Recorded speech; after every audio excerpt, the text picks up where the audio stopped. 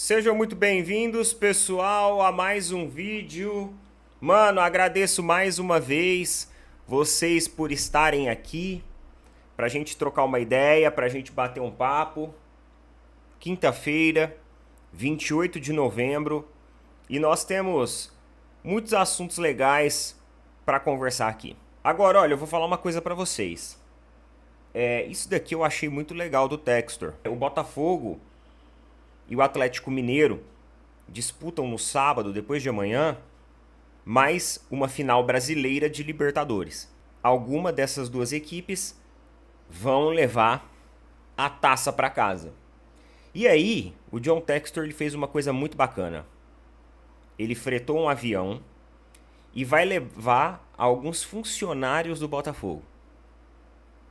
Dentre esses funcionários, alguns foram sorteados, outros já são funcionários que têm mais tempo de casa. Aqueles funcionários já mais velhos, que trabalham há mais tempo no clube.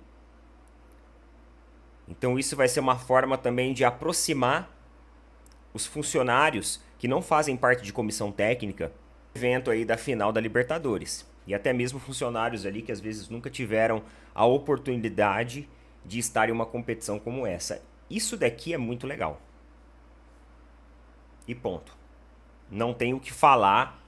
É muito bacana essa atitude do John Textor, porque, mano, você pega aquele funcionário lá, humilde, que está há tantos anos no clube, e você leva ele com um avião fretado até a final da Libertadores. O campeonato hoje, na minha visão, mais importante do nosso continente. Tem uma simbologia, um significado muito grande isso para os jogadores. Porque quando os jogadores olhar, sabe aquele cara que está há mais de 2 décadas trabalhando, se dedicando no clube? Aquele cara ali, é por aquele cara ali que a gente tem que jogar. Traz aquela ideia do... Lembra do Todos Somos Um do Abel? Lembra disso? Cara, isso daí carrega muito. Carrega muito. Então, pô, legal, atitude bacana.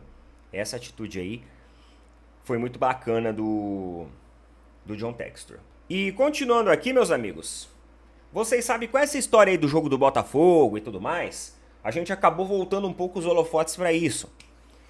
Só que nós não podemos esquecer de comentar sobre um evento que aconteceu da CBF. Eu sempre gosto de tratar esses assuntos aqui, que foi o Summit CBF Academy, que foi um evento que reuniu dirigentes de futebol em rodadas ali de palestras, demonstrações financeiras, enfim, um debate ali e reflexão para a melhoria do futebol brasileiro.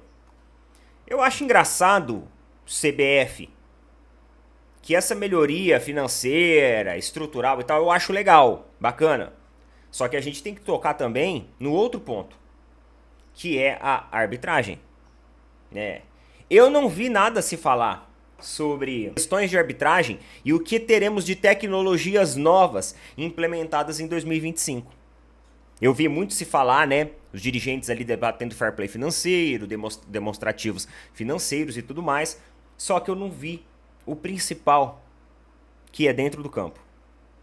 Quais as ferramentas, o que vai ser feito para melhorar as questões da arbitragem e a forma como o VAR ele interfere dentro das partidas, porque isso tem sido extremamente decisivo em alguns jogos, mas vocês não gostam de falar muito sobre esse assunto. Eu quero chamar a atenção aqui de vocês em relação ao que o CEO do Botafogo, Tairo Arruda, ele falou.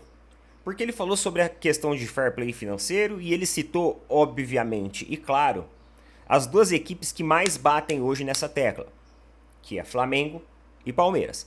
E ele citou os respectivos dirigentes dessas equipes. Vamos ver aqui o que ele falou lá no Summit.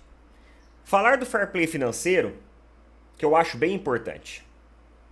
Isso tudo, esse fluxo de atletas, como que o Botafogo compra um jogador de 20 milhões de euros, sendo que a receita do Botafogo é isso. Até o presidente Landim, do Flamengo, falava muito disso. A receita do Botafogo é 400 milhões. Como ele consegue ir ao mercado e gastar 600 milhões? Não pode. Mas eu vou explicar. Vou dar um exemplo e até fazer uma analogia bem interessante. Imagina um profissional qualquer como nós, que ganha 20 mil por mês. Ó, o salário do cara tá bacana, 20 mil por mês, isso é muito, mas muito acima da média, né? Mas muito acima da média da grande maioria, de uma boa parte aí, de 90% da população brasileira. Ao longo do ano, nosso salário é de 240 mil reais. Só que eu vou lá e compro um apartamento de 500 mil reais. Eu paguei 100 mil reais à vista, os 20% do apartamento, e financiei 400 mil daquele apartamento. Esse financiamento no banco tradicional vai me dar um custo de 4 mil reais por mês. Então, o meu salário de 20 mil por mês, eu gasto 4 mil e pago o financiamento do meu imóvel. Só que daqui a 3, 4 anos, eu já não ganho mais 20 mil. Eu posso ganhar 30 ou 40 mil, né? Isso fora da realidade brasileira também, né? Então eu vou lá e posso inclusive vender esse apartamento que eu comprei para comprar um melhor. Ou do outro lado, se eu pego o meu emprego e já não ganho mais os 50 mil por mês, eu posso vender aquele apartamento que eu comprei, que ele é um ativo. Então, essa é a forma que a gente faz. Então, até em resposta ao meu querido presidente Landim, olha aí, quando a gente faz a conta e fala que quem ganha 400 milhões não pode gastar 600, ele está dizendo que o profissional que ganha 240 mil não pode gastar 600 mil. Comprar o apartamento de quem assumiu. Ora, mas existe financiamento para isso. É para a gente conseguir ter um custo de pagamento e conseguir honrar com esses compromissos. Por que eu estou dizendo essa analogia? Porque o fair play financeiro é fundamental se implementar no Brasil, mas não dessa forma. A forma correta de implementar o fair play financeiro é controlar o pagamento. Ora, se ele comprou um apartamento e ele está pagando direitinho, ele está pagando em dia, então está tudo bem. A gente não precisa controlar o quanto que ele pode gastar, mas sim a capacidade da pessoa de pagar aqueles compromissos assumidos. Foi mais ou menos como a presidente Leila mencionou, de um fair play financeiro no Brasil de forma light. E eu acho que é isso que ela quis dizer, de que a gente controlar o pagamento das obrigações. E isso tem muito a ver com o nosso tema, porque chegou à tona esse tema de fair play financeiro novamente, e justamente pelo Botafogo ter ido ao mercado da forma que foi. Não, peraí. Não é exatamente isso, pessoal, tá? A gente já fala do fair play financeiro aqui muito antes do Botafogo fazer essas movimentações, não é? O pessoal aí que conhece a nossa comunidade, que acompanha a gente lá desde 2022, vocês sabem muito bem que nós sempre tratamos esse assunto aqui, de fair play financeiro, de haver regras financeiras dentro do futebol, de haver ali um aprimoramento fiscal das movimentações dos clubes, até mesmo para nós não cairmos nas amarras das gestões dos anos 90, que quebraram muitos clubes e fazem hoje com que esses clubes sejam vendidos a grupos privados aí para poder se salvar, né? A tábua aí da grande salvação de muitos deles. Inclusive o que aconteceu com o Cruzeiro, Botafogo, é um exemplo disso. O Vasco não teve sorte, né? A parte da SAF do Vasco lá foi um caos, um desastre. Um desastre. Realmente a coisa é complicada às vezes para os vascaínos. Porém, não foi. Esse assunto do fair play financeiro ele não surgiu agora. Não é agora que a Leila ou que o Rodolfo Landim bate nessa tecla. Na verdade, essa tecla começou a ser muito falada justamente quando a gente entendeu que muitos clubes brasileiros estavam tendo condutas financeiramente irresponsáveis. E o governo brasileiro, as autoridades fiscais, eles estavam passando pano para isso e nada era feito. Foi isso. Sobre o modelo que ele propôs de SAF, a gente só tem que ver se o cara tá pagando direitinho. Se estiver pagando direitinho, pode pegar o crédito que for. Vou dar um exemplo para você então. Já que ele utilizou a analogia imobiliária, que assim, na minha visão, essa analogia, ela tem um grande ponto de incoerência, porque se hoje você, dependendo da sua idade e a renda que você se encaixa, for fazer um crédito imobiliário, você pode às vezes conseguir financiamento até para 30 anos. Nenhum jogador hoje é comprado e a forma de pagamento desse jogador é financiada em 30 anos. Não existe isso. Dentro do futebol, os caras querem ali 3, no máximo 4 pagamentos, com uma boa parte à vista, além disso, as luvas adicionadas. Então é diferente. Eu entendi a analogia dele, só que essa analogia que ele fez de financiamento imobiliário, eu acho que não é a mais correta. Ele poderia ter utilizado outros exemplos, até mesmo dentro do mercado do futebol, já que ele estava numa palestra justamente disso. Então, se hoje a gente for lá e querer fazer um financiamento no banco, de uma casa, de um terreno, de um apartamento, enfim, nós vamos ter um limite para trabalhar. Ah, não, mas se eu vou pegar 1 milhão, porque eu vou pagar certinho. Aí o banco, mas espera aí, no nosso cálculo aqui, você não tem crédito para pegar 1 milhão. A gente pode te liberar até 400 mil. A gente pode te liberar até 300 mil. Então, eu acredito que o fair play financeiro ele tem que ter isso. Ó, o clube teve uma receita de 600 milhões e gastou 300. Então sobra no caixa 300 milhões para o clube investir ali em contratações, pagamentos do fluxo e tudo mais. Tá bom? Aí o banco tem que pegar esses valores e tem que destrinchar isso. Ah, o clube quer uma grana lá para contratar o Cristiano Ronaldo. Tá bom? Vai passar por uma análise de risco para ver o quanto vai ser disponível para esse clube. Então assim, galera, eu vejo da seguinte maneira, não tem como você ter um fair play financeiro light. Não tem. Para mim, tem que ter o controle das obrigações, tá? Não é o controle, é a fiscalização. A fiscalização das obrigações financeiras estabelecidas, se estão sendo cumpridas ou não. E também você tem que ter um limite para isso. Tá nos cálculos ali, de acordo com os bancos, Banco Central, enfim, tudo mais.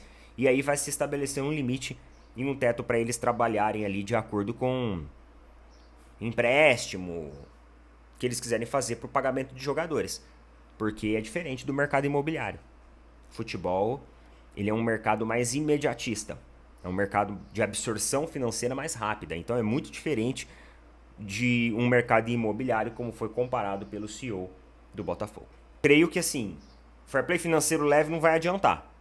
Precisa criar algo bem amarrado para funcionar. Fair play financeiro leve, os caras vão arrumar um jeito de dar a volta. Ainda mais aqui no Brasil. Você pode ter certeza que os caras vão arrumar um jeito de dar a volta. Por falar em jeito de dar a volta, o Corinthians começou a vaquinha de arrecadação para o pagamento do estádio, né? E parece que nas primeiras 3 horas aí de vaquinha já tinha arrecadado mais de R$1 milhão. Uma boa grana, né? Pô, para 3 horas? Para 3 horas de campanha? Os caras vão... Mano, como que tá a arrecadação do Corinthians nesse momento, hein? Vamos ver. Ó, vaquinha pro estádio. Olha isso, galera. Eu olhei ontem à noite, tava 1 milhão. Agora já tá 3. 3 milhões. Em menos de 12 horas de campanha. Os caras já arrecadaram 3 milhões. Aí você fala assim, pô, Neto, mas pro tamanho da dívida, 3 milhões é pouco. Porra, mas, mano, os caras levantaram 3 milhões assim, ó. O objetivo deles é arrecadar 700 milhões em 6 meses. Em 6 meses. Ah, Neto, mas conforme o tempo vai passando, o fluxo de doações vai diminuir. Concordo.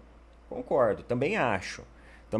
Só que aí, pessoal, vai estar muito atrelado ao engajamento da torcida. E isso vai estar ligado à questão esportiva. Se chegar no final do ano, o Corinthians pegar uma vaga de Libertadores, essas doações aumentam. Se não pegar, elas estacionam. Se chegar no começo do ano, o Corinthians tiver bom desempenho na competição, mesmo que estadual, essas doações aumentam. Então isso daqui vai funcionar, o desempenho esportivo da equipe vai funcionar como uma régua, ajudar nessa arrecadação.